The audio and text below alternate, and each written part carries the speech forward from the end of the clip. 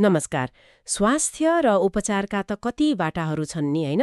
आज हामी एउटा यस्तो दर्शन, यस्तो अभ्यासमा अलि गहिरिएर कुरा गर्दैछौँ जसले प्रकृति अनि हाम्रो शरीरकै क्षमतामाथि विश्वास राख्छ। हामी प्राकृतिक चिकित्सा मतलब नेचुरोप्याथीको आधारभूत सिद्धान्तहरू के हुन् भनेर खोतल्नेछौँ। हामीसँग केही स्रोतहरू छन् जसले यसको जग र मान्यतालाई प्रष्ट पार्छन्। आजको हाम्रो यो छलफलको उद्देश्य चाहिँ सिद्धान्तहरूको सूची बनाउने मात्र होइन कि बरु यिनीहरूले स्वास्थ्य, रोग अनि उपचारलाई हेर्ने जुन दृष्टिकोण छ नि त्यसमा कसरी फरक पनि ल्याउँछन् भनेर बुझ्ने प्रयास गर्ने हो। हो त। यो वास्तवमा कस्तो भने नि खाली लक्षणहरूको उपचार गर्ने विधि मात्रै होइन के, यो त जीवन जिउने एउटा तरिका नै हो, एउटा समग्र जीवन दर्शन। यसले हाम्रो शरीर, मन अनि आत्मालाई प्रकृतिसँग कसरी जोड्ने, कसरी तालमेल मिलाउने भन्ने सिकाउँछ। आज हामीले जुन सिद्धान्तहरू केलाउँदैछौँ तिनै हुन् यस दर्शनका आधारस्तम्भ। यिनैले प्राकृतिक चिकित्सकहरूको काम गर्ने तरिका र बिरामीलाई हेर्ने उनीहरूको दृष्टिकोणलाई बाटो देखाउँछन्। हामी एक किसिमले स्वास्थ्यको पुरानो तर आधारभूत परिभाषामै फर्किन्छौँ। निकै चाखलाग्दो कुरा। ल त्यसो भए ढिला नगरौँ। हाम्रा स्रोतहरूले चाहिँ सन् 1979मा American association of naturopathic physicians AANP ले तय गरेका 6वटा मुख्य सिद्धान्तलाई विशेष जोड दिएका रहेछन्। पहिलो सिद्धान्त छ जसलाई ल्याटिनमा विस मेडिकेट्रिक्स नातुरा भनिदो रहेछ, अर्थात् प्रकृतिको निको पार्ने शक्ति। सुन्दै कस्तो शक्तिशाली। यसको खास मतलब के हो त? हो, यो त प्राकृतिक चिकित्साको एकदमै भनौँ न मुटु नै हो, केन्द्रबिन्दु। यसको अर्थ के हो भने हाम्रो शरीरभित्रै एउटा शक्ति छ, आफै चल्ने बुद्धिमान शक्ति, जसले लगातार हाम्रो स्वास्थ्य जोगाइराख्न र केही गडबडी क्षति भइहाल्यो भने आफैलाई निको पार्न कोसिस गरिरहन्छ। सोच्नुस् न, जस्तै हात काट्यो भने रगत कसरी आफै जम्छ, घाउ कसरी बिस्तारै भरिन्छ, सामान्य रुबा लाग्दा शरीरले कसरी आराम खोज्छ, यी सबै त्यही भित्री शक्तिका उदाहरण हुन्। प्राकृतिक चिकित्साको काम भनेको यो शक्तिलाई थिच्ने होइन, बरु यसको बाटोमा आउने अवरोधहरू जस्तै नराम्रो खानपान, तनाव, वातावरणको विष, यिनीहरूलाई हटाउने हो र शरीरलाई निको हुन चाहिने कुराहरू पोषण, आराम, राम्रो वातावरण दिएर सघाउने हो। यो शरीरको आफ्नै क्षमतामाथिको विश्वास हो। भनेपछि चिकित्सक बाहिरबाट उपचार गर्ने मात्र नभएर शरीरको आफ्नै उपचार यात्रालाई सजिलो बनाइदिने साथी जस्तो भयो। यो बुझाइले त दोस्रो सिद्धान्त टोले कौजम मतलब कारण पहिचान गरी उपचार गर्नेलाई पनि बल दिन्छ होला नि। हामी त सामान्यतया टाउको दुखाइ कम गर्ने दबाई खान्छौँ, तर यो सिद्धान्तले त्योभन्दा गहिरो कुरा गर्यो होइन त? हो, बिल्कुल। यो अर्को एकदमै महत्त्वपूर्ण फरक हो। टोले काउजमले के भन्छ भने लक्षणहरू आफैमा रोग होइनन्, ती त शरीरले भित्र केही गडबड छ है भनेर दिएको सङ्केत हुन् या सन्तुलन मिलाउन शरीरले गरेको प्रयास। ज्वरो आउनु, खोकी लाग्नु, छालामा केही देखिनु, यी सबै लक्षण भए। अब खाली लक्षणलाई दबाई दियो भने त भित्रको खास समस्या त जस्ताको तस्तै रह्यो नि, झन बिग्रन पनि सक्छ। त्यसैले प्राकृतिक चिकित्सकले सोध्छन् यो लक्षण किन देखियो, यसको पछाडि के कारण छ, शारीरिक, मानसिक या बाहिरको वातावरणको, अनि उपचार चाहिँ त्यो मूल कारणलाई हटाउनमा केन्द्रित हुन्छ। यो त जासुसले जस्तो रोगको जरो खोज्ने काम भयो। कारण खोज्ने प्रक्रिया त पक्कै समय लाग्ने र अलि विस्तृत हुन्छ होला। यसले तेस्रो सिद्धान्त प्रिमम नन नोचेरे अर्थात् पहिले हानि नगर्ने को महत्त्व पनि बढाउँछ। यो त चिकित्सा शास्त्रको पुरानो शपथ हिप्पोक्रेटिक ओथमै छ नि होइन? एकदमै। यो त संसारभरिकै चिकित्सा नैतिकताको आधार हो, तर प्राकृतिक चिकित्साले यसलाई अझ गहिरोसँग लिएको छ। पहिले हानि नगर्नेको अर्थ यहाँ खालि खतरनाक उपचार नगर्नु मात्रै होइन। यसको मतलब शरीरको आफ्नै निको हुने प्रक्रिया छ नि, विस मेडिकेट्रिक्स नेचुराए, त्यसलाई अनावश्यक हस्तक्षेप गरेर बाधा नपुर्याउनु पनि हो। सकेसम्म कोमल, सुरक्षित र कमभन्दा कम बल प्रयोग गर्ने विधिहरू अपनाइन्छ। लक्षणहरूलाई जबरजस्ती दबाउने उपचारले कहिलेकाहीँ शरीरको आफ्नै सुरक्षा प्रणालीलाई कमजोर पार्न सक्छ भन्ने सोचाइ हुन्छ वा पछि गएर अरू समस्या ल्याउन सक्छ। त्यसैले उपचार योजना बनाउँदा फाइदा र जोखिम दुवैलाई एकदम होशियार भएर तौलिन्छ। न्यूनतम हस्तक्षेप अनि शरीरको क्षमतामा विश्वास, यो दृष्टिकोणले त चिकित्सक र बिरामीको सम्बन्ध पनि फरक बनाउँछ होला। यही कुरा चौथो सिद्धान्त दोसेरे अर्थात् चिकित्सक एक शिक्षकको रूपमा ले भन्न खोजेको हो कि? हो त। डोसेरेको लाटिन अर्थ नै सिकाउनु हो। यो सिद्धान्तले चिकित्सकलाई खालि रोग पत्ता लगाउने र उपचार गर्ने व्यक्ति मात्र मान्दैन, बरु बिरामीलाई आफ्नो स्वास्थ्यबारे ज्ञान दिने र स्वस्थ जीवनशैली अपनाउन उत्प्रेरित गर्ने शिक्षकको रूपमा पनि हेर्छ। यसमा बिरामीलाई रोग किन लाग्यो, शरीरले कसरी काम गर्छ र भविष्यमा स्वस्थ रहन के कस्ता परिवर्तनहरू गर्न सकिन्छ भनेर बुझाउने कुरा पर्छ। लक्ष्य के हो भने बिरामीलाई आफ्नो स्वास्थ्यको जिम्मा आफै लिन सक्ने बनाउने। यो खालि जानकारी दिनु मात्र होइन, यो त सशक्तिकरण हो नि। यसका लागि चिकित्सक र बिरामी बीच खुला कुराकानी, विश्वास र सहकार्य एकदमै जरुरी हुन्छ। ज्ञान र जिम्मेवारी, यसले त स्वास्थ्यलाई हेर्ने नजरै फराकिलो बनायो। र यही फराकिलो दृष्टिकोण पाँचौं सिद्धान्त टले टोटम अर्थात् सम्पूर्ण व्यक्तिलाई उपचार गर्नेमा झल्किन्छ। यसले के भन्छ त? टले टोटमले स्वास्थ्य र रोगलाई एउटा सानो अङ्ग वा लक्षणमा मात्र हेर्नु हुँदैन भन्छ, व्यक्तिको समग्रतामा हेर्नुपर्छ। स्वास्थ्य भनेको शरीर मात्रै तन्दुरुस्त हुनु मात्र होइन नि, यो त व्यक्तिको शारीरिक, मानसिक, भावनात्मक, सामाजिक, उसको वंशानुगत कुराहरू, वरिपरिको वातावरण, आध्यात्मिक पक्ष, यी सबैको जटिल अन्तर्क्रिया र सन्तुलनको परिणाम हो त। तनावले पाचनमा असर गर्छ होइन, पारिवारिक समस्याले निद्रा बिगार्न सक्छ, वातावरणको प्रदूषणले सास फेर्न गाह्रो बनाउन सक्छ, सबै जोडिएको छ। त्यसैले प्राकृतिक चिकित्सकले बिरामीको जीवनशैली, खानपान, भावनाको अवस्था, सम्बन्धहरू, काम कस्तो छ, उसको विश्वास प्रणाली के छ, यस्ता सबै पक्षलाई बुझ्न खोज्छन्। हरेक मान्छे फरक छ, त्यसैले उपचार पनि एक नाप सबैलाई मिल्ने हुँदैन। यो त पुरै व्यक्ति केन्द्रित हुन्छ। यो समग्र दृष्टिकोणले त रोग लाग्नुभन्दा अगाडि नै स्वास्थ्य जोगाउने कुरामा पनि जोड दिन्छ होला, जुन हाम्रो छैटौं सिद्धान्त प्रिभेन्ट अर्थात् रोकथाम हो। प्राकृतिक चिकित्साको अन्तिम तर उत्तिकै महत्त्वपूर्ण लक्ष्य भनेको रोग लाग्नै नदिनु हो। यो केवल रोगको उपचार गर्ने प्रणाली मात्र होइन, यो त स्वास्थ्यलाई बढावा दिने र जीवनको गुणस्तर सुधार्ने दर्शन हो। यसमा रोग लाग्ने जोखिम बढाउने कुराहरू जस्तै नराम्रो खानपान, व्यायाम नगर्नु, तनाव, वातावरणीय जोखिम, यिनीहरूलाई चिन्ने अनि तिनलाई सम्बोधन गर्न व्यक्तिलाई सिकाउने र प्रेरित गर्ने कुरा पर्छ। अघि हामीले भनेको टोलेकाउजम कारण खोज्ने र डोजेरे शिक्षकको भूमिका दुवै रोकथामका लागि नभई हुँदैन। जब मानिसहरूले आफ्नो शरीर र स्वास्थ्यलाई के कुराले असर गर्छ भनेर बुझ्छन्, तब उनीहरू स्वस्थ छनौट गर्न बढी सक्षम हुन्छन् नि। यी छवटा सिद्धान्तहरूले त प्राकृतिक चिकित्साको एउटा बलियो सैद्धान्तिक जग देखाए। यिनीहरूले नै यसको दर्शन र दृष्टिकोणलाई प्रष्ट पारे।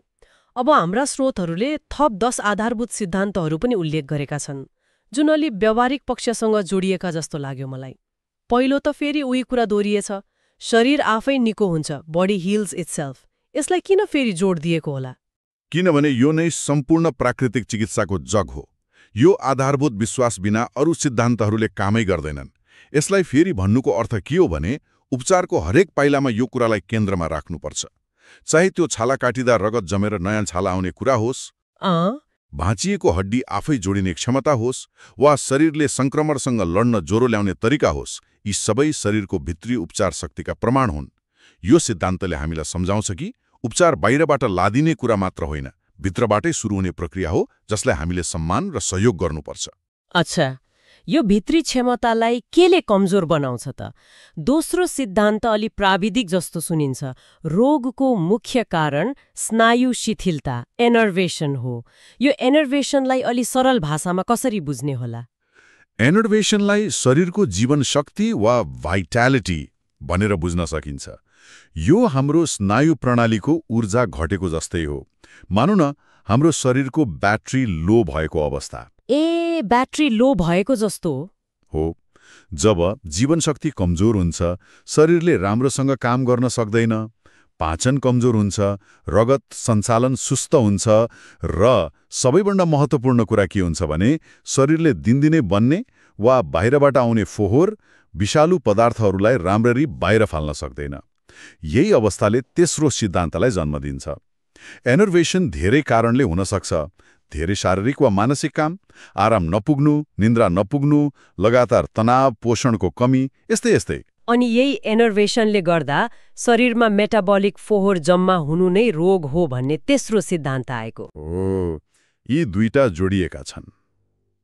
हाम्रो शरीर त एउटा जटिल रासायनिक कारखाना जस्तै हो नि। हरेक सेकेन्ड लाखौं प्रक्रिया चलिरहेका हुन्छन्, मेटाबोलिजम।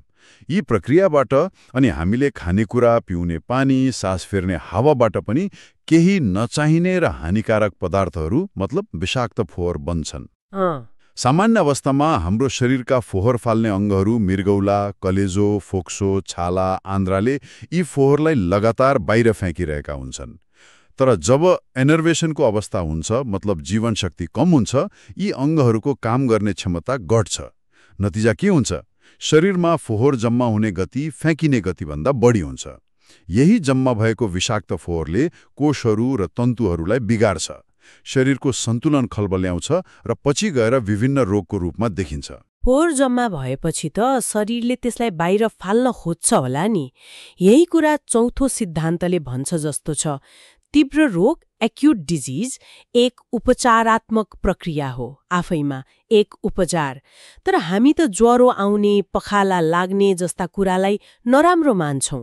यो कसरी उपचारात्मक भयो त? हो, यो प्राकृतिक चिकित्साको एउटा निकै फरक र महत्त्वपूर्ण दृष्टिकोण हो। यसले तीव्र लक्षणहरू जस्तै ज्वरो, रुगाखोकी, पखाला, बान्ता, छालामा आउने खटिरा यिनीहरूलाई शरीरले भित्र जम्मा भएको फोहोर वा संक्रमणलाई बाहिर निकाल्न वा मार्न गरेको एउटा शक्तिशाली प्रयासको रूपमा हेर्छ। प्रयास हो। ज्वरो आउनु भनेको शरीरले तापक्रम बढाएर कीटाणु मार्न खोजेको। पखाला वा बान्ता हुनु भनेको पाचन प्रणालीको गडबडी वा विषलाई छिटोभन्दा छिटो बाहिर फाल्न खोजेको। रुगा लाग्दा सिङ्गान बग्नु भनेको श्वास प्रश्वास प्रणालीको फोहोर बाहिर निकाल्न खोजेको। त्यसैले यी लक्षणहरूलाई तुरुन्तै दबाउनुको सट्टा शरीरको यो सफाई प्रक्रियालाई सुरक्षित र राम्रोसँग पूरा हुन दिनुपर्छ भन्ने मान्यता छ। तर गम्भीर अवस्थालाई त हेर्नै पर्यो नि। हो, अवश्य। यसको मतलब गम्भीर अवस्थालाई बेवास्ता गर्नु चाहिँ होइन, तर तीव्र रोगको उद्देश्य बुझेर उपचार गर्नु महत्त्वपूर्ण हो। यसले पछि लाग्ने दीर्घ रोगबाट बचाउन पनि मद्दत गर्छ भन्ने विश्वास छ। शरीरको आफ्नै प्रक्रियालाई सम्मान गर्ने कुरा आयो फेरि। अब खानाको भूमिका बारे पाँचौं सिद्धान्तले भन्छ, खाना निर्माण सामग्री हो, यसले जीवन शक्ति बढाउँदैन।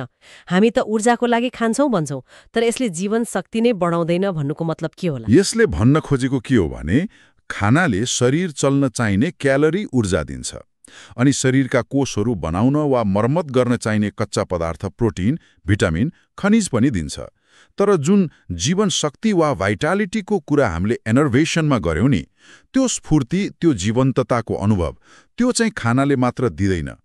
सोच्नु न, कहिलेकाहीँ धेरै चिल्लो, पिरो वा गाह्रो खाना खाएपछि झन् थकाइ लाग्छ, आलस्य हुन्छ, ऊर्जा आउनुको सट्टा। हो त नि। प्राकृतिक चिकित्सा अनुसार जीवन शक्ति खानाबाट भन्दा पनि पर्याप्त र गहिरो निद्रा, नियमित व्यायाम, घाम ताप्नु, ताजा हावा, सकारात्मक सोच, तनाव व्यवस्थापन, आराम अनि प्रकृतिसँगको सम्पर्क जस्ता कुराबाट बढी पाइन्छ। खाना त चाहिन्छ, तर त्यो शरीर बनाउने इटा जस्तो हो, जीवनको ऊर्जा वा इन्जिन होइन। बरु धेरै वा गलत खानाले पाचनमा भार बढाएर जीवन शक्ति घटाउन पनि सक्छ। त्यसो भए कहिलेकाहीँ नखानु पनि फाइदाजनक हुन सक्छ। यही कुरा छैटौं सिद्धान्तले भन्छ। उपवास, फास्टिङले शरीरलाई आफै निको हुने अवसर प्रदान गर्छ। हो, उपवास प्राकृतिक चिकित्साको एउटा महत्त्वपूर्ण र शक्तिशाली उपचार विधि मानिन्छ। जब हामी खाना खाँदैनौँ, हाम्रो पाचन प्रणालीले आराम पाउँछ। पाचनमा खर्च हुने धेरै ऊर्जा बचत हुन्छ अनि शरीरले त्यो बचेको ऊर्जालाई अरू महत्त्वपूर्ण काममा लगाउन पाउँछ, जस्तै कोषहरूको मरम्मत गर्ने, भित्र जम्मा भएको फोहोर सफा गर्ने र समग्रमा शरीरलाई पुनर्जीवित गर्ने।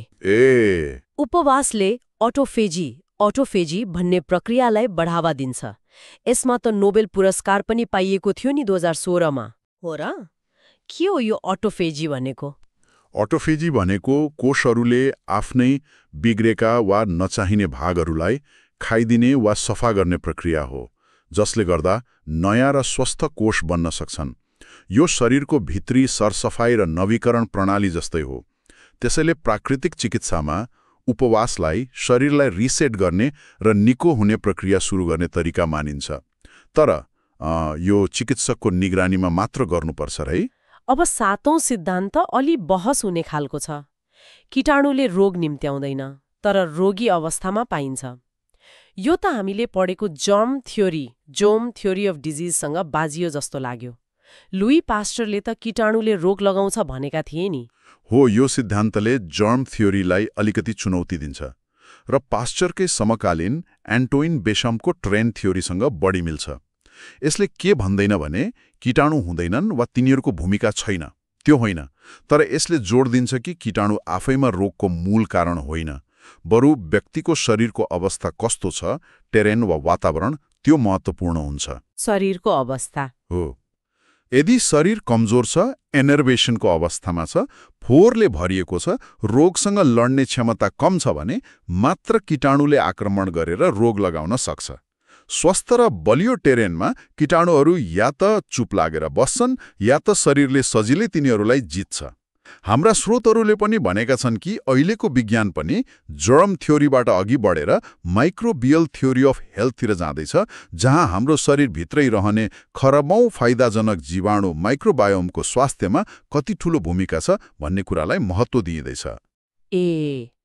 त्यसैले ध्यान कीटाणु मार्नुमा भन्दा पनि शरीरको भित्री वातावरणलाई स्वस्थ बनाउनुमा हुनुपर्छ भन्ने यो सिद्धान्तको आशय हो। अर्थात् शरीरको प्रतिरक्षा प्रणाली र समग्र स्वास्थ्य नै मुख्य कुरा भयो। यसलाई कायम राख्न 8औं सिद्धान्तले व्यायाम वा शारीरिक गतिविधिले पोषण र निकास ड्रेनेज बीच सन्तुलन कायम राख्छ भन्छ। पोषण त बुझियो, तर निकास ड्रेनेजसँग व्यायामको सम्बन्ध कस्तो हुन्छ? व्यायामले खाली क्यालोरी मात्र बाल्दैन वा मांसपेशी मात्र बलियो बनाउँदैन। यसले शरीरको निकास प्रणाली मतलब फोहोर बाहिर फाल्ने प्रक्रियालाई पनि एकदमै महत्त्वपूर्ण सहयोग गर्छ। जब हामी व्यायाम गर्छौँ, हाम्रो रगतको प्रवाह तेज हुन्छ। यसले कोषहरूसम्म पोषण र अक्सिजन पुर्याउँछ अनि त्यहाँबाट फोहोर पदार्थहरूलाई हटाएर फोहोर फाल्ने अङ्गहरूसम्म ल्याउन मद्दत गर्छ। गहिरो सास फेर्दा फोक्सोबाट कार्बन डाइअक्साइड र अरू ग्यासहरू बाहिर फाल्न मद्दत पुग्छ। पसिनाबाट छाला हुँदै विषालु पदार्थ बाहिर निस्किन्छन्। व्यायामले हाम्रो लसिका प्रणाली लिम्फेटिक सिस्टमलाई पनि चलाउँछ।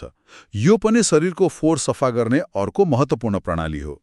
तर यसलाई मुटु जस्तो पम्प गर्ने अङ्ग हुँदैन। यो मांसपेशीको चालमा निर्भर गर्छ। हो र? हो। यसरी व्यायामले हामीले लिएको पोषण इनपुटको सही उपयोग गर्न र शरीरमा बनेको फोहोर आउटपुटलाई राम्ररी बाहिर निकाल्न मद्दत गरेर सन्तुलन मिलाउँछ।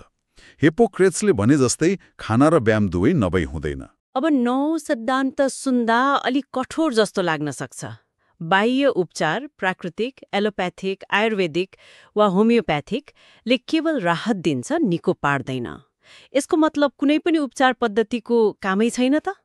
होइन, यसको अर्थ त्यो बिल्कुल होइन। यसले कुनै उपचार पद्धतिको बेइज्जत लर्न खोजेको होइन। तर यसले के कुरामा जोड दिन्छ भने साँचो र स्थायी निकोपना शरीरभित्रैबाट आउँछ।